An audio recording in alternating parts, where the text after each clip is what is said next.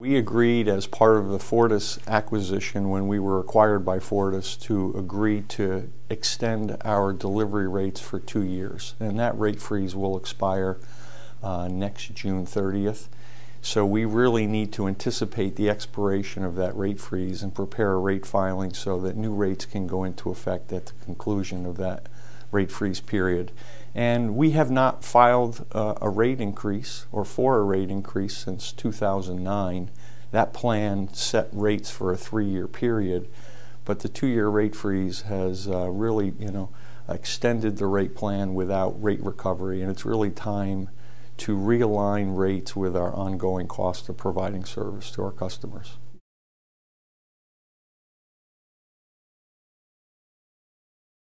What we do is we really project forward as to what the revenues that we will get from our business through selling our services, and we take a look at what our going forward costs are.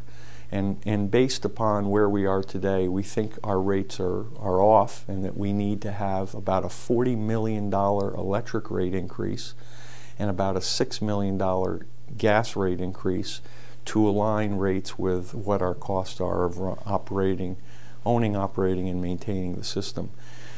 Sizable increases because of the rate freeze, which really just delayed rate recovery, but we have still, during the rate freeze period, been continuing to make system investments that we need to make to replace aging infrastructure and to make the investments that our customers expect us to make in order to at least maintain and hopefully improve the quality of service that we provide.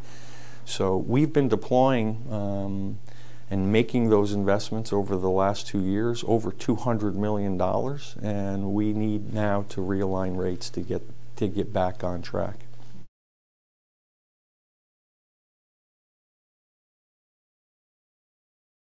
We'll be filing for an increase of $40 million in electric rates and $6 million in gas rates. We're proposing to use the remaining Fortis benefits and other credits that we have to cut those in half. So it really will have the effect of a $20 million electric rate increase and $3 million gas rate increase. And that equates to about a little over $4.50 a month for a residential electric customer. We think the filing strikes a really good balance between the right kind of investments that is still rather affordable for the quality of service that we provide.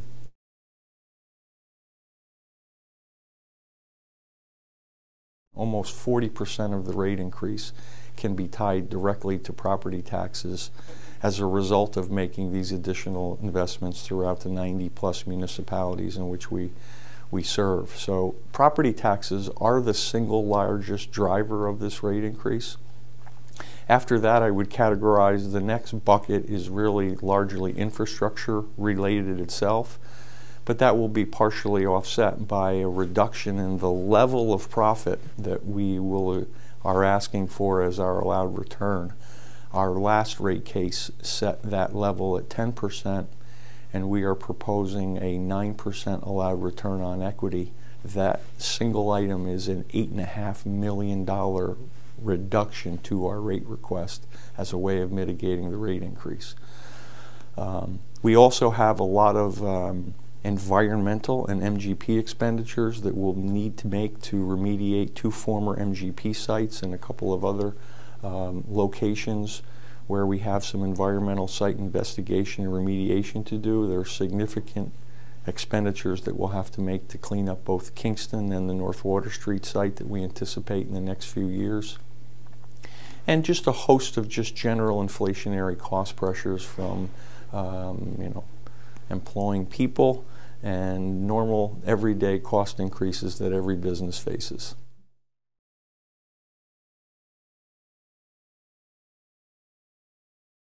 Depending upon the season, the delivery piece of the bill only ranges from 30% to 50% of the bill. And we are doing our best to try to moderate and mitigate the effects of that through things that we've always done at Central Hudson, which is looking for ways to do things better, minimize expense, manage expense, and all of that is reflected in this filing with everything that we've been able to do. including the costs that we no longer incur as a result of no longer being a public company and being privately held. So we have all of those things and all of the mitigators baked into our filing, trying to minimize cost of service to our customers.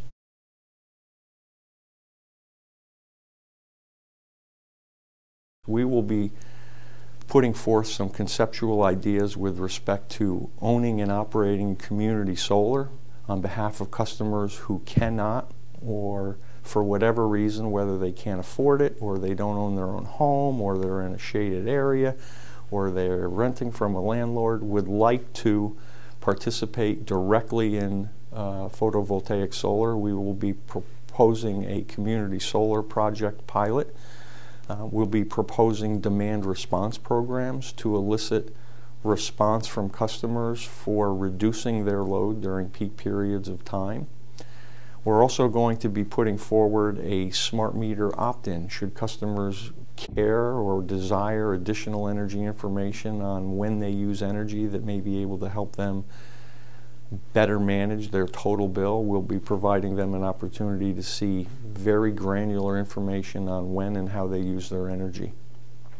And the fourth thing that we'll be putting in is responsive really to Governor Cuomo's post-Sandy directives with respect to storm hardening and resiliency. We will be proposing a form of microgrid that could be installed to serve critical premium power locations that could consist of colleges, hospitals, business parks, and even neighborhoods that provide them with greater resiliency.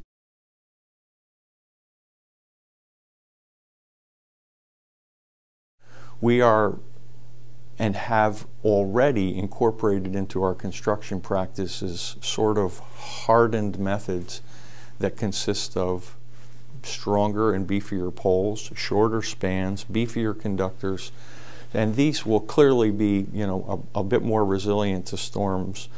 In addition, we will be modifying some of our facilities in flood-prone areas, removing and relocating substations and/or gas facilities in low-lying areas, transmission facilities that are located on the banks of the Hudson River to get them out of flood-prone areas.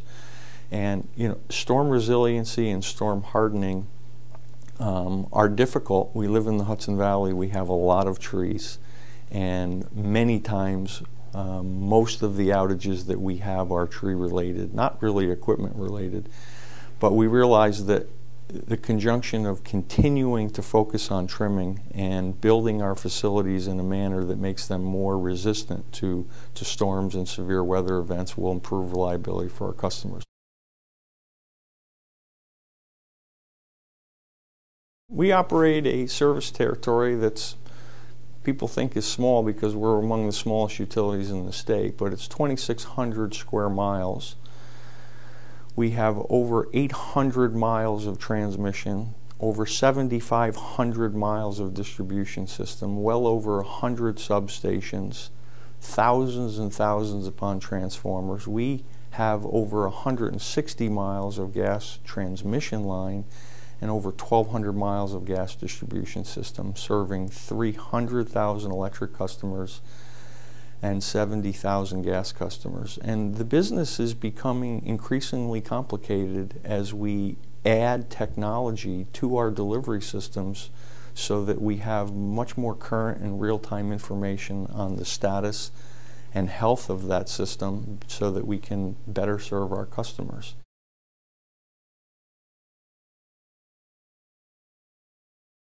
We are extremely cost conscious. We are extraordinarily frugal. We manage expenses assiduously.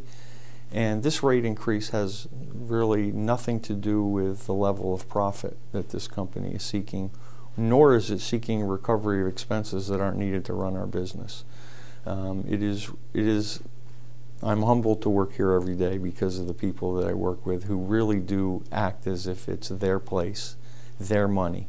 And I do think we all work extremely hard to provide good service to our customers, and we care about our customers. And nothing in this rate request, even in any page of testimony or buried in any detail, is there anything that anybody could find that say, I can't believe the company is seeking recovery of this cost? Every single cost is legitimate and required and necessary to run our business.